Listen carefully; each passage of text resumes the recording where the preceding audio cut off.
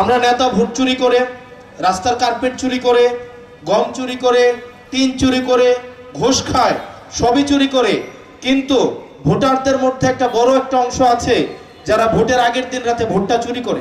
আপনারা কেউ মনে করবেন না যে আওয়ামী লীগ চলে গেছে আমি আওয়ামী লীগের বিকল্প হয়ে উঠব। আমরা সাংগঠনিক একটা ভিত্তির মধ্য দিয়ে যাচ্ছি, আমরা প্রত্যেকটা উপজেলাতে যাচ্ছি। এতক্ষণ পর্যন্ত বাংলাদেশে বিদ্যমান সমস্যা নিয়ে কথা হয়েছে। এই সমস্যা এগুলা থাকবে, এগুলা আছে, ছিল, কিন্তু ভবিষ্যতে থাকবে না। তখন থাকবে না যখন আমরা আমাদের অধিকারটা বুঝে নেওয়ার সাথে সাথে আমরা আমাদের কর্তব্যটাও যখন যথাযথভাবে পালন করব, তখন আর এই জিনিসগুলো থাকবে না।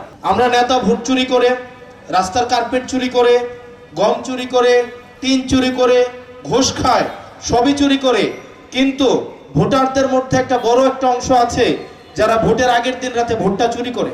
আছে না? ভোটের আগের দিন রাতে দেখা যায় রাত জেগে থাকে, 4টা-5টা পর্যন্ত অপেক্ষা করে। প্রার্থীদের থেকে দেখা যায় ঘরের মধ্যে যদি রাতের বেলা টোকা দেয়, ভিতর থেকে বলে আমরা 10 জন, বলে কিনা? এইটার পরিবর্তন হইতে হবে এবং আমরা আমাদের কর্তব্য সম্পর্কে সচেতন হইতে হবে। আপনারা কেউ মনে করবেন না যে আওয়ামী লীগ চলে গেছে আমি আওয়ামী লীগের বিকল্প হয়ে উঠব। আওয়ামী লীগের বিকল্প হতে কোনো দলকে দেওয়া যাবে না।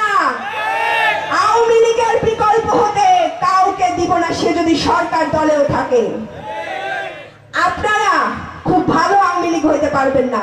চুপ্পু, ফ্যাসিবাদী চুপ্পু, শেখ হাসিনার চামচা চুপ্পুকে বাংলাদেশের রাষ্ট্রপতি বানিয়েছিলেন, তার হাতেই শপথ নিয়েছেন, তাকে সংসদে বক্তৃতা দেওয়ানোর মাধ্যমে আপনারা এই সংসদকে কলঙ্কিত করেছেন, নতুন এই সরকারকে কলঙ্কিত করেছেন। যদি লজ্জা থাকতো, অবশ্য আপনাদের লজ্জা নাই।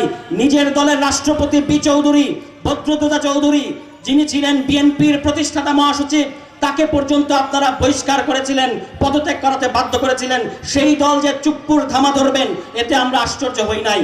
এখানে আমাদের সমাবেশকে কেন্দ্র করে হুমকি দিচ্ছেন, দামকি দিচ্ছেন।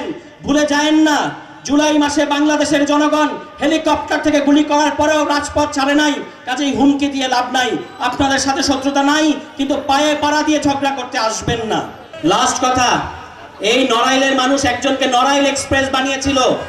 আপনাদের ভালোবাসায় সমর্থনে নড়াইল এক্সপ্রেস হয়েছিল, বাংলাদেশের মানুষের সমর্থন পেয়েছিল। শেষ পর্যন্ত ভোট চুরির সাথে, অবৈধ সরকারের সাথে হাত মিলিয়ে নড়াইলবাসীর সাথে প্রতারণা করেছিল।